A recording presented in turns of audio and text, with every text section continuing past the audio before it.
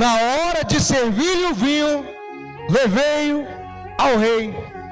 Até então, eu nunca tinha estado triste na presença dele. Versículo 2. Por isso o rei me perguntou: por que o seu rosto parece tão triste se você não está doente, Neemias? Essa tristeza só pode ser do coração. Com muito medo, versículo 3, eu disse ao rei: que o rei viva para sempre. Como não estaria triste o meu rosto se a cidade em que estão sepultados meus pais está em ruínas e as suas portas foram destruídas pelo fogo? O rei me disse: o que você gostaria de pedir? Se o rei perguntar para você essa noite: o que você gostaria de pedir? O que você pediria? Uma Hilux? Uma casa de 3 pisos? A Mega Sena acumulada? Vamos ver o que ele pediu? Então orei ao Deus dos céus, versículo 5, e respondi ao rei: se for do agrado do rei, e se o seu servo puder contar com a sua benevolência, que ele me deixe ir à cidade onde os meus pais estão enterrados em Judá, para que eu possa reconstruí-la. Alguém consegue dar um aplauso a Jesus? Tema do estudo de hoje, pessoal. Coloque aí, por favor, pessoal. Eu quero que vocês vejam o que Jesus está levantando nesses últimos dias agora. O tema do estudo é os reconstrutores de muros. O rei está aqui essa noite ou não? Quantos já perceberam que o rei está aqui? E o rei manda perguntar essa noite: o que você quer que eu faça na sua vida?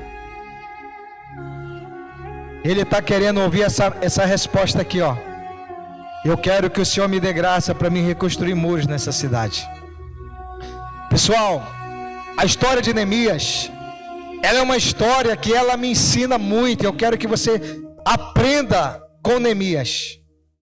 Mas para você aprender com Neemias, você precisa saber o que foi que aconteceu com Jerusalém, para que Neemias chegasse àquela situação, àquele ponto de estar triste. O rei olha para ele e diz: Neemias, eu nunca te vi triste, rapaz. Tu está com algum problema? Ele disse: rei, é porque a cidade dos meus pais, a minha cidade, ela está destruída. E os meus irmãos que estão lá, eles estão passando necessidade, eles estão com fome. Olha para mim aqui, pessoal. Vocês sabiam que vocês estão dentro do palácio? Vocês sabiam que aqui é o reino de Deus e você está sendo muito bem alimentado? Mas você sabe que lá fora tem irmãos seus, tem irmãos meus que estão passando fome? Que as portas estão queimadas? Que a vida deles estão destruídas? Que o casamento está acabado? Que os filhos estão nas drogas? Que as pessoas estão arruinadas financeiramente? Você sabe disso? Se você não fica triste com isso, é porque você ainda não conhece a graça e o dono dessa graça. Quem era Neemias? Diga, era o copeiro do rei. O que o copeiro fazia? Ele servia o rei. E uma das funções do copeiro é que ele servia o vinho que o rei ia tomar. Ele tinha que tomar primeiro. Me pergunte por quê? Porque se tivesse veneno, o copeiro morria primeiro. O rei só podia tomar do vinho se o copeiro tomasse primeiro. Aí ficava em observação. Bom, já passou aqui meia hora e está vivo, então passa para cá o vinho. Aí ele tomava. Jesus está em busca de homens e mulheres que arrisquem a sua vida pelo rei. Não, vou falar de novo, parece que só chegaram 3 aqui essa noite. Jesus está em busca de homens e mulheres que arrisquem a sua vida pelo rei. Quantos aqui querem colocar a sua vida a serviço do rei? Preste atenção, pessoal, e para você entender, para a gente entender melhor, Jerusalém foi levada cativa por Nabucodonosor. Era uma profecia antiga que disse que eles iriam passar pelo exílio. E eles foram levados, por causa de quê, pastor? Por causa de decisões erradas, de pecados. Eles foram levados cativos, pessoal. 70 anos se passaram. E começaram a voltar alguns. Outros ficaram para a banda de lá. Agora preste muita atenção. Quando foi o tempo deles voltarem, Deus tinha um plano para restaurar Jerusalém. E esse plano, ele me ensina muito. Eu quero que te ensine também. Foram 3 etapas para reconstruir Jerusalém. Neemias é a terceira. A primeira etapa foi com Zorobabel. Quem já ouviu falar? Diga comigo, Zorobabel foi o homem que Deus usou para restaurar o templo em Jerusalém. Isso aqui me ensina muito, pessoal. Porque eu tenho e você tem um espírito, eu tenho e você tem uma alma, e eu tenho e você tem um corpo. E a transformação no cristianismo que eu vivo e creio, ela é de dentro para fora. Ela não é de fora para dentro. Sabe por que tem gente que não consegue viver a plenitude de Jesus Cristo? Porque elas querem ser transformadas de fora para dentro. E não é de fora para dentro, é de dentro para fora. Então a reconstrução de Jerusalém não começou pelos muros, começou pelo altar, pelo templo. E quando você se entrega para Jesus, qual é a primeira transformação?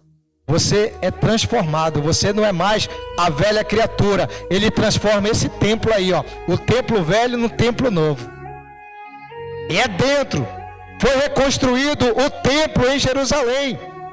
Diga comigo, Zorobabel foi um governador que supervisionou a reconstrução do templo em Jerusalém. Amém? Agora, bora ler aqui Ageu 2:4. Ageu 2:4 diz assim: coragem, Zorobabel. Olha para esse Zorobabel, diga assim: coragem, Zorobabel. Irmão, sabe o que eu amo a Bíblia? É que eu aprendi a ler a Bíblia lendo para agora. Cadê os Zorobabéis?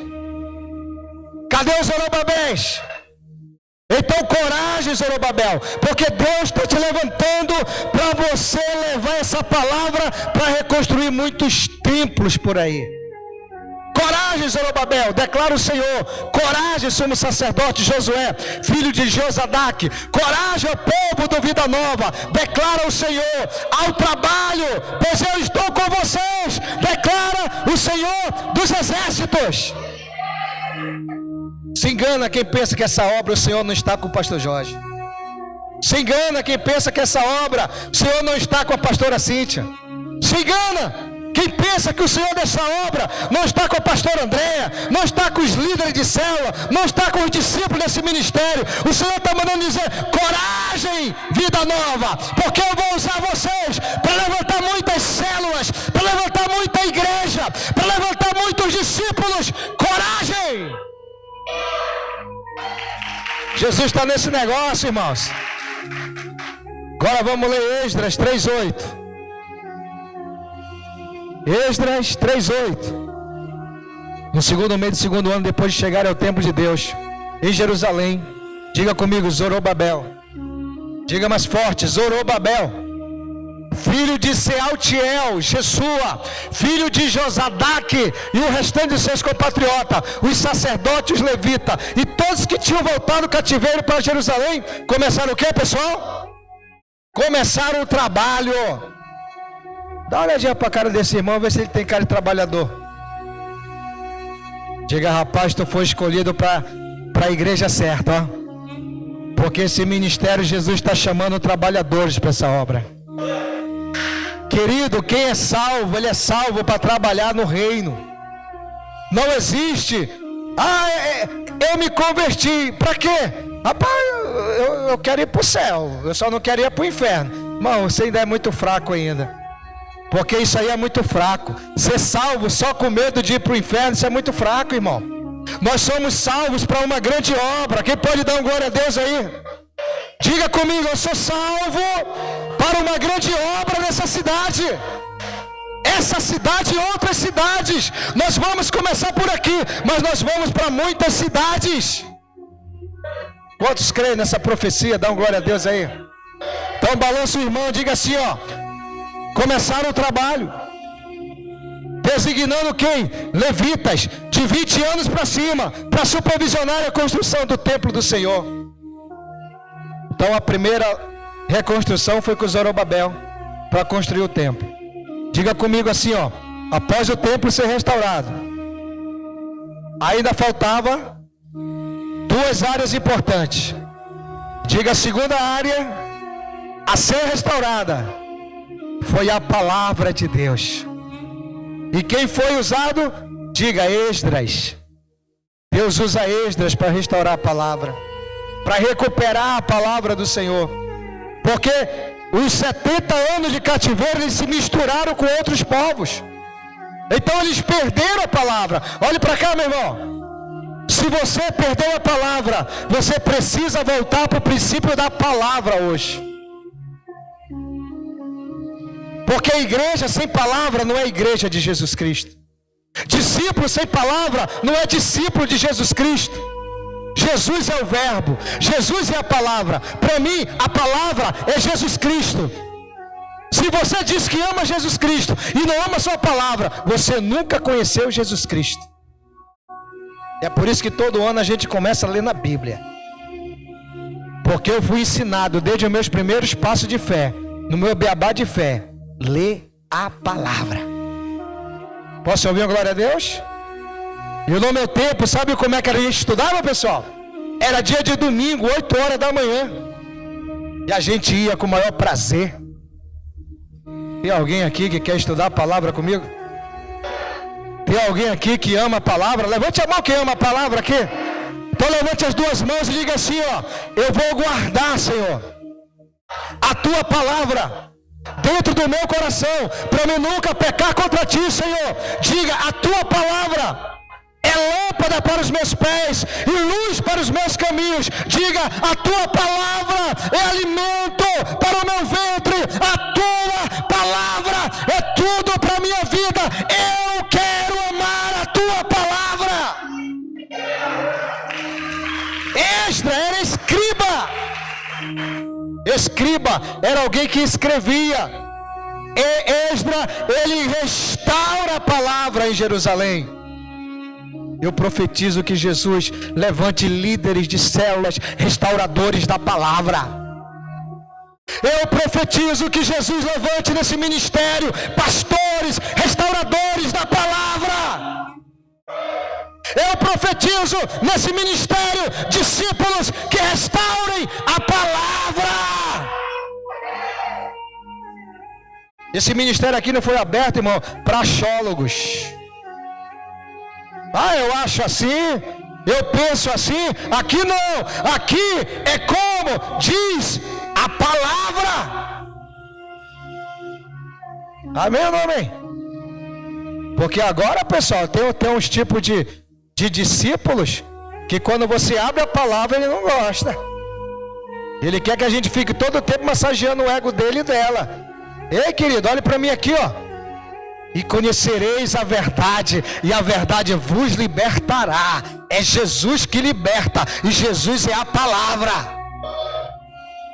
Você sabe como foi que o encardido foi para cima de Jesus? Usando a palavra. Só que ele é tão otário, é tão burro, que ele mal sabia que ele estava falando com a palavra. E vamos tomar muito cuidado. Porque o diabo ele usa a palavra, mas ele não obedece a palavra. Então falar da palavra não quer dizer que se obedece a palavra. Quem está entendendo? O apóstolo Tiago disse: não sejais apenas ouvintes da palavra, mas praticantes da palavra. Quantos são praticantes da palavra? O mundo precisa de homens e mulheres praticantes da palavra. Pare de julgar as pessoas. Pratique a palavra. A maior parte da Bíblia é escrita para crente, para a igreja. Posso ouvir glória a Deus? A maioria das pessoas são peritas em julgamento. Se a gente julgasse a nós mesmos, é por isso que no dia da ceia Paulo disse: examine-se, pois, o homem a si mesmo, depois come e beba. Porque se a gente fosse examinador de nós mesmos, irmãos, a gente já estava, acho que quase 90% dessa cidade salva para Jesus. O problema é que a maioria fica julgando os outros e não olha para si. Vamos olhar para a palavra? Então coloca a mão no seu coração e diga: eu quero a palavra, Jesus. Diga: eu quero me espelhar na palavra. Aleluia. Tem algum Esdras aqui para restaurar a palavra aqui nessa cidade? Então Esdras foi um sacerdote e escriba, que ele voltou o coração do povo à palavra de Deus. É linda a história de Esdras. Quem nunca estudou, depois dos 3 livros, lê Esdras para você ver. O povo chora quando ele vai ler a palavra. Ele coloca todos em pé e começa a ler a palavra. Irmão, é muito lindo. Quando um discípulo abre o coração para a palavra entra. E Hebreus 4:12 diz que a palavra, ela é afiada como espada de 2 gumes. E ela vai entre a alma e o espírito. E ela é apta para discernir pensamentos e intenções do coração. É a palavra. Ela é viva e eficaz. Porque ela é o próprio Cristo, a palavra. Amém, queridos? O encardido, ele não suporta a palavra. Então você quer ser livre, quer ser liberto, se encha da palavra. Amém? Levante as 2 mãos e diga: eu quero ser cheio da palavra. Diga: não palavra minhas, não palavra de filósofo, mas a palavra de Jesus Cristo, Deus Todo-Poderoso. Ame a palavra, se encha da palavra, que você vai ser um discípulo poderoso. Glória a Deus. Então vamos lá, pessoal. Aí Esdras, ele restaura a palavra. Agora faltava a terceira parte. Me pergunte qual era, pastor. Os muros estavam derrubados e as portas queimadas. Mas Deus não usa Esdras. Agora Deus chama Neemias. Diga comigo: o templo já estava reparado, a palavra já estava reparada, mas a cidade estava sem proteção. Sabe, tem discípulo que ele ora, que ele até jejua, que ele até lê a palavra, mas ele não está armado, ele não está cercado. E hoje Jesus quer te ensinar a você ser cercado, você começar a ser protegido, porque nós estamos numa guerra, pessoal. A história de Neemias, você está lendo, você está sabendo o que está acontecendo. Quando Neemias decide ir a Jerusalém, já começam a se levantar os inimigos. Agora olhe para cá, pessoal. Vai doer meu coração em falar isso. Se levantaram inimigos internos e inimigos externos. Diga comigo: se levantaram inimigos internos e inimigos externos. Qual que dói mais? O inimigo interno. Me pergunte por quê? Porque mais vale um inimigo declarado do que um amigo incubado de inimigo. Porque o inimigo declarado, você já sabe, você vai se defender. Agora quem está do seu lado, dizendo que é teu amigo, é teu inimigo, esse é o mais perigoso. Infelizmente se levantaram contra Neemias, contra a obra. Mas eu quero dizer uma coisa: ninguém conseguiu parar aquela obra. Meu Deus do céu, tem alguém vivo aqui dentro? Pode se levantar Sambalate, pode se levantar Tobias, pode se levantar quem quiser, pode se levantar o inferno inteiro, mas quando tem Neemias, irmãos, focado no chamado, ninguém vai conseguir parar essa obra. Balança o irmão, diga: você está dentro dessa obra? Ou não?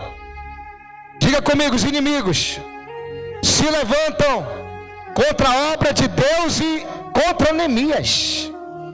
Quando os inimigos viram os muros subir, irmão, eles disseram assim: vamos matá-los e parar a construção. Mas Neemias soube disso e deu aos trabalhadores espadas e lança, e disse: não tenham medo dos inimigos, lutem por seus irmãos, lutem por seus filhos, suas esposas e suas casas. E o povo unido foram para cima e ficaram do lado de Deus e de Neemias. Você acha que o inimigo vai ficar mostrando os dentes para o pastor Jorge e para a pastora Cíntia? Vai não. Ele vai tentar se infiltrar aqui no meio, mas ele vai encontrar um Deus poderoso numa igreja unida e valente. Quem está unido aqui com Jesus e com os pastores? Então diga para a pessoa do lado assim, ó: a reconstrução dos muros foi uma tarefa árdua. Diga, pois houve resistência interna e externa. Querido, vou repetir aquela frase, porque isso aqui é muito importante. Certa vez um rapaz falou assim: prefiro um inimigo declarado do que um amigo disfarçado. Isso é verdade. Pois o inimigo declarado você sabe como se defender, mas o amigo disfarçado você confia, mas a qualquer momento ele te apunhala. É mais dolorido, porque era para estar te ajudando, era para estar crescendo, era para estar aliviando, e está puxando para trás, está puxando para trás.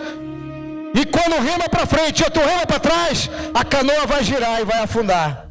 Por isso que Jesus está fazendo, irmãos, esse processo de 42 dias, que é para arrancar Tobias, para arrancar Sambalate, para arrancar os inimigos dessa obra e colocar os Neemias alinhados, trazer as famílias para nos ajudar, trazer os filhos, trazer os pais, trazer as mães, irmão. É com as famílias que nós vamos vencer o encardido e seus demônios. Tem uma grande obra para a gente fazer aqui, e eu sei qual é essa obra. Alguém sabe aqui? Cadê os que sabem qual é a obra? Pergunta do irmão, quem é teu inimigo? É o pastor Jorge que é teu inimigo, é? É a pastora Cíntia que é teu inimigo? É a pastora Andréia que é teu inimigo? É o teu líder de célula que é teu inimigo? É o teu amigo da célula que é teu inimigo? É não, meu irmão. Preste atenção onde é que tu está atirando. Preste atenção quem é que você está atacando. Preste atenção em quem você está colocando a sua ira, a sua raiva. Porque o Espírito Santo, irmão, ele une. O diabo separa. O inimigo, ele quer colocar um contra o outro. Para quem você está, em quem você está atirando, rapaz?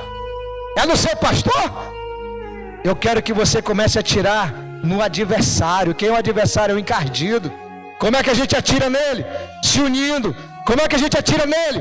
Orando, jejuando. Como é que a gente atira nele? Ganhando vidas. Tem alguém que se anima aqui, pelo amor de Deus? Então olha para o amado e diga assim, ó: eu não sou teu inimigo. Digo, eu posso até te fazer raiva algumas horas. Mas sabe por quê que às vezes eu te faço raiva? Que é para você ver como é que está o teu coração, se está alinhado ou não com Jesus. Você sabia que Jesus permite, irmãos, algumas pessoas nos atribular? Que é para ver qual é o nível que a gente está. Se você responde na mesma moeda, você é igual a ele. Porque cada um só dá o que tem. Posso ouvir uma glória a Deus? Neemias foi atacado por Sambalate, por Tobias, por Gósen, por outros povos. Se levantaram contra a obra, foram contra Neemias. Mas Neemias, ele reuniu as famílias. Neemias chamou o povo, Neemias chamou os sacerdotes, e eles começaram a jejuar. Eles começaram a abrir um jejum. Eu quero te dizer que essa batalha eu não vou vencer e você não vai vencer na força do nosso braço. Mas se a gente se unir em oração e jejum, o inimigo já está caindo por terra, em nome de Jesus. Até quem não gosta da gente vai ter que vir pedir perdão. Pergunta do amado aí: tem alguém que não vai com a tua cara? Diga, não esquenta não, porque você não é o primeiro nem vai ser o último. O que Jesus fez para ser odiado? Nada. O que foi que Jesus fez para morrer na cruz? Nada. Quem escolheram para ser solto? Jesus ou Barrabás? Ai, aleluia. Quem foi escolhido? Jesus ou Barrabás para ser solto? Hoje é a ceia. Sabe por que Jesus morreu no lugar de Barrabás? Porque Barrabás era eu e você. O que foi que Barrabás fez, que a Bíblia diz? Ele tinha cometido crimes. E um dos ladrões, ele olha e diz: esse daqui, ó, não fez nada. E o outro dizia: se tu és o Cristo, por que tu não desce da cruz? Salva-te a ti mesmo e a nós. E o outro dizia: ei, rapaz, não fala isso não. Nós estamos aqui porque a gente está pagando aqui. Esse daqui nada, ele não tem culpa de nada. E o outro diz assim: Senhor, lembra-te de mim quando entrares no teu reino. Jesus disse: hoje mesmo estarás comigo no paraíso. Eu quero te dizer, meu amigo, que nós vamos ser perseguidos sim. Nós vamos ser odiados sim, mas por amor a Cristo. E Jesus no Sermão do Monte disse: bem-aventurados sois vós, quando vos injuriarem, vos perseguirem, e mentindo disserem todo mal contra vós, disse: exultai-vos e alegrai-vos, porque também foram perseguidos os profetas antes de vocês. Quem é perseguido por amor a Cristo, irmão, ele é feliz, é bem-aventurado. Você sabe como era que os discípulos morriam? Eles morriam alegres, eles morriam felizes. Paulo e Silas estavam na prisão, porque roubaram? Não, porque eles estavam falando de Jesus. E quando eles falavam de Jesus, o inferno se levantava. Tem alguns irmãozinhos que pararam por perseguição. Você começou a falar de Jesus, aí começaram a te excluir. Você começou a ser fiel, aí começaram a te excluir. Ei, não volta não, persiste, continua, porque vai chegar uma hora, esses muros vão ser levantados, você vai estar protegido, e através da tua vida, você ainda vai ganhar muita gente, inclusive a tua família. O diabo não suporta quando você começa a falar da palavra, a palavra que liberta, a palavra que cura, a palavra, irmão, que transforma. Ele não suporta. Então nós vamos continuar anunciando essa palavra. Glória a Deus. Quando eu venho ministrar aqui, o Satanás já sabe, ele fica desse jeito, ó. Porque vai vir palavra, palavra que liberta, palavra que cura. E tem gente que não gosta, porque o inferno se levanta. Mas tem gente que está sendo liberta e curada. Glória a Deus. Você precisa saber quem são seus verdadeiros inimigos. A Bíblia diz que a nossa luta não é contra carne nem sangue. E por que você guerreia contra teus irmãos? Por que você tem raiva dos seus irmãos? Você precisa ser liberto hoje aqui em nome de Jesus. Jesus, ele tem uma linda obra para entregar nas suas mãos. Mas você precisa primeiro saber quem é o teu adversário. Teu adversário não é teu marido, teu adversário não é tua esposa, teu adversário não é ninguém aqui, irmão. O teu adversário é o Satanás e seus demônios. E a gente tem que se unir, a gente tem que se juntar mais ainda, em oração, em jejum, na palavra, como família, que é para a gente ajudar esse povo, porque Jerusalém está queimada as portas dela, irmãos. Jerusalém está destruída, Manaus está destruída, muitas cidades estão destruídas, estão precisando de homens e mulheres destemidos como Neemias, que abandone os palácios, que deixe a comodidade dos palácios e vá para as ruínas de Jerusalém. Tem muita gente acomodada no seu bem-estar, tem muita gente acomodado, sabe, irmãos, no seu conforto. Neemias tinha tudo para dizer: o que isso tem a ver comigo? Isso é castigo de Deus, que ele se vire para lá. Eu estou de boa aqui, Jesus foi bom comigo, eu sou copeiro do rei. Mas não, ele começa a ficar triste. Ele vai se apresentar ao rei, e o rei vê que ele está triste. Ele não consegue esconder. Por quê, irmão? Porque quem é salvo de verdade, porque quem tem amor no coração de verdade, ele não fica alegre vendo pessoas indo para o inferno. Ele não fica alegre sabendo que está vindo o carnaval aí. E muita gente até deixar de vir para a igreja vai deixar. Mas se a gente se unir, se a gente jejuar de verdade, se a gente não ficar brincando de jejum e de oração, nós vamos ver muita gente voltando para a casa do Pai. Vocês vão ver e eu vou ver muita gente se convertendo aqui nesse ministério, porque Jesus, ele está entregando uma grande obra nesse ministério, irmãos. Você lembra qual foi o tema da primeira pregação desse ano? Alguém ainda lembra? Meu Deus, misericórdia, Jesus. A gente precisa estar mais ligado no que Jesus fala. Jesus, ele está em busca dos Neemias que fiquem tristes porque tem vidas morrendo, que fiquem tristes porque tem células que nunca multiplicam, que fiquem tristes porque tem células que não se levantam mais líderes. E não é só ficar triste. A Bíblia diz que Neemias sentou e começou a orar e a jejuar. Ele começou a pedir: Deus, me envia para minha terra, eu quero voltar lá. Sabe de onde Deus te tirou? Sabe de onde Deus me tirou?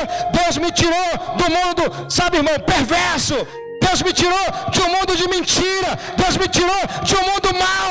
Eu não posso deixar meus irmãos lá. De onde Deus te tirou? Sua vida era desgraçada. Você sabe como você vivia.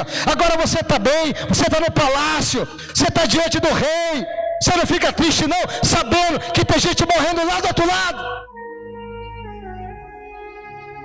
Quem está entendendo o que Jesus está falando? Balança esse Neemias, diga: te acorda, Neemias. Diga: sai do comodismo, Neemias. Sai da zona de conforto, Neemias. Tem muita gente precisando de nós. Tem alguém ouvindo e fazendo aí uma meditação? Pelo amor de Deus, levante as suas duas mãos e diga: conta comigo, Jesus. Mas o diabo, ele tem os deles. Tem muita gente dando lugar ao diabo. Era para estar ajudando, está atrapalhando. Era para estar dando força, mas está puxando para trás. Tem líder de célula aí que ainda não desistiu, porque a graça pegou ele de jeito.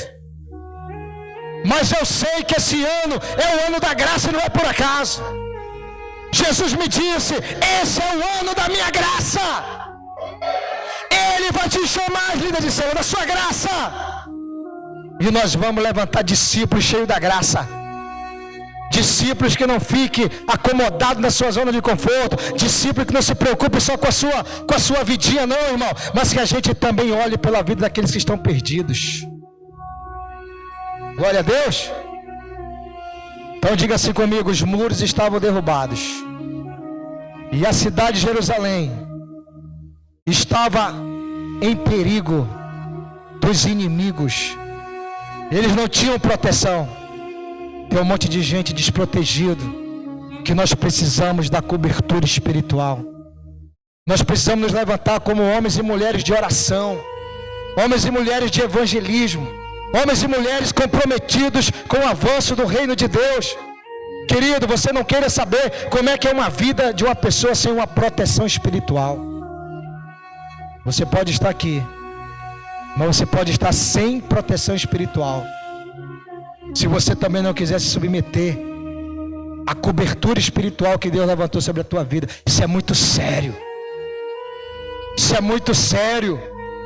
Não pense você que você vai andar por aí de qualquer jeito, não, irmãos. Existe uma palavra, existe princípios nessa palavra. Jesus está chamando Neemias para restaurar muros, para restaurar famílias, para restaurar casais, para restaurar ministérios, para restaurar tudo quanto tiver derrubado. Jesus quer levantar os Neemias. Tem alguém aí querendo? Os muros, eles permitiam a permanência e o crescimento do povo. Famílias fortes e longe dos inimigos. O muro protegia as famílias. Sem muro, as famílias serão destruídas, irmãos. Temos que levantar células que ore, líderes que ore, discípulos que ore, uma igreja que ore. Glória a Deus. Pastores que orem, homens e mulheres que levantem muros. Proteção de Deus na vida das pessoas, dos pastores, dos líderes, dos discípulos. Amém. As portas queimadas significavam a falta de ordem na cidade, pois eram nas portas onde se julgavam as questões do povo. Isto é, sem a palavra, sem proteção, sem direção, sem princípios para os conduzir, o diabo vai destruir muitas vidas. Nós temos que se unir, irmãos. Esse ministério não foi aberto para a gente estar gritando daqui, não. Esse ministério foi aberto para a gente fazer uma grande obra. A gente não veio aqui para fazer entretenimento. Se você quiser entretenimento, tem os cinemas, tem os shoppings. Não é errado ir para lá. Mas aqui não é lugar de entretenimento. Aqui é lugar da gente se encher da graça, para a gente levantar os muros lá fora de Jerusalém. Quem está entendendo, querida? Então levante as duas mãos, diga: me ajuda, Espírito Santo. Diga: me ajude a atacar os inimigos. Diga: não atacar os meus irmãos. Você sabia que atacaram Neemias? Planejaram matar Neemias. Você sabia que se depender de alguns irmãos, essa igreja estava fechada? Você sabia disso? Porque o diabo usa. Fica com raiva quando alguém está crescendo. Fica com raiva quando vem uma palavra de exortação e de crescimento, de disciplina. Mas uma igreja, irmão, sem correção não cresce. Líderes sem correção não cresce. Cria um filho deixando ele à toa, para você ver o que ele vai fazer contigo quando ele crescer. Ele vai te bater. Ele é capaz de te matar. Porque ele não vai crescer debaixo de princípios. E o filho, irmãos, precisa de correção. A Bíblia diz que Deus corrige a quem Ele ama. Tem alguém aqui que quer ser corrigido? Então se prepare, porque a graça não nos chama para pecar. A graça nos chama para ser parecido com Jesus. Pergunta do amado aí, tu conhece a graça? Camarada faz o que quer. Aí não, porque eu estou na graça. Nunca soube o que é graça. A graça não é barata, a graça é cara demais. A graça é a vida de Jesus, irmãos. Tem alguém para dar glória aí? Então vamos lá. Diga comigo, Jerusalém. Diga, mais de 140 anos era alvo de ataque dos inimigos, até Deus levantar Neemias. Essa cidade está precisando de nós. Porque tem um bocado de gente por aí que se diz cristã, que já estão só atacando uns aos outros na internet, atacando uns aos outros aqui no pessoal. E Jesus está chamando homens e mulheres para atacar o diabo e seus demônios. Posso ouvir um amém por aí? Então diga para o amado, diga, rapaz, eu não sou o teu inimigo não. Diga, vai atacar o Satanás com oração e jejum. E deixa eu ganhar as vidas para Jesus, pelo amor de Deus. Glória a Deus, irmão. Irmão de verdade. Uma vez eu ouvi um rapaz falando, eu acho que até que é verdade isso que eu ouvi. Diz que o diabo está gordo, obeso. Me pergunte por quê? Que ele não faz mais nada.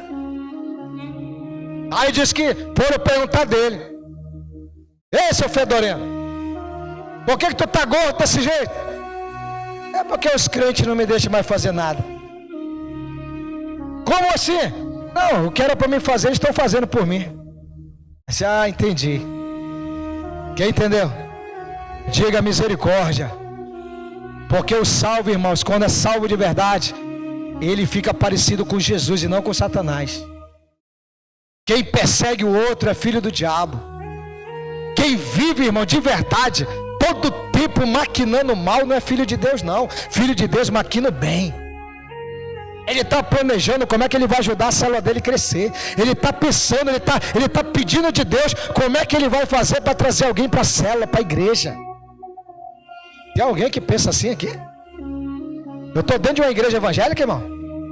Então só quem é salvo aí, pelo amor de Deus, levante as duas mãos aí. Diga, me usa, Jesus. Neemias convoca o povo para jejuar e trabalhar na obra do muro. Eu convoquei um povo para jejuar. Só que não é só jejuar não, eu quero que vocês também trabalhem. Porque só jejuar é fácil. Só tirar alimento por um período é fácil. Mas jejum sem oração, sem trabalho, não funciona. Tem que trabalhar. Oração fala e age. Tem que ter oração, tem que ter jejum, mas tem que ter ação. Fé sem obra é morta. Não adianta jejuando, mas não evangeliza ninguém. Não adianta jejuar, mas não transforma caráter, não transforma linguagem, não transforma comportamento, meu irmão. Isso aí não é jejum, é passar fome. Porque jejum de verdade, a gente se aproxima do Espírito Santo.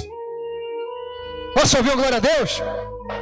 Se você está fazendo jejum, só tirando alimento, e você não está se aproximando de Jesus, isso não é jejum. Você está passando fome. Porque o jejum de verdade, você não passa fome.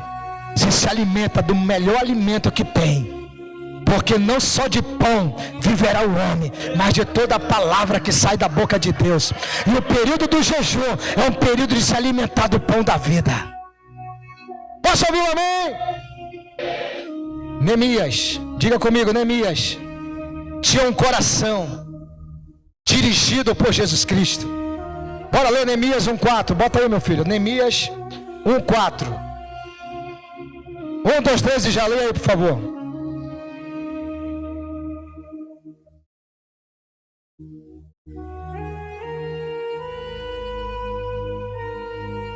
Aí ele ficou só nessa, ele.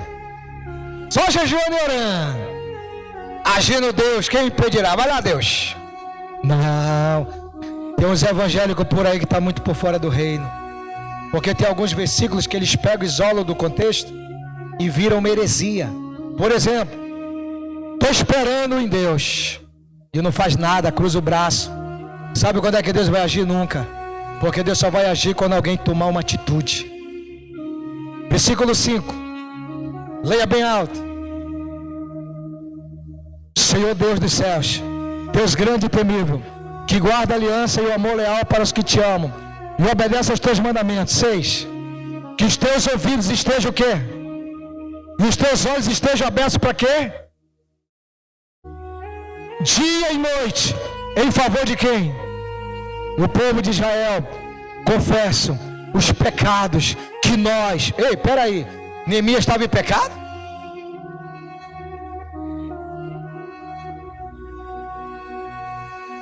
A gente precisa se arrepender junto com o povo, irmãos. Jesus, ele está chamando homens e mulheres para sentir a dor do pecado de muita gente. Para a gente começar a clamar para que haja um mover de libertação nessa cidade muito grande. O que mais?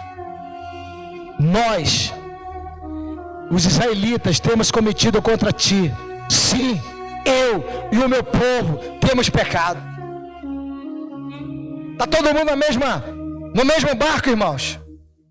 Se der certo, todo mundo ganha aplauso. Se der errado, todo mundo ganha palavras negativas. Então vamos se levantar. Vamos fazer uma obra linda para Jesus. Vamos deixar de estar guerreando um contra o outro. Porque tem irmãozinho que pensa que o inimigo é... Não, irmão, não é. Estou repetindo isso aqui muitas vezes para você entender. O teu inimigo é outro. Glória a Deus. Então vamos lá. Neemias 2, 17 e 18. Fica em pé aí, em nome de Jesus. Que tem uns aí que está para ser arrebatado já. Neemias 2, 17 e 18. Leia bem alto aí, por favor.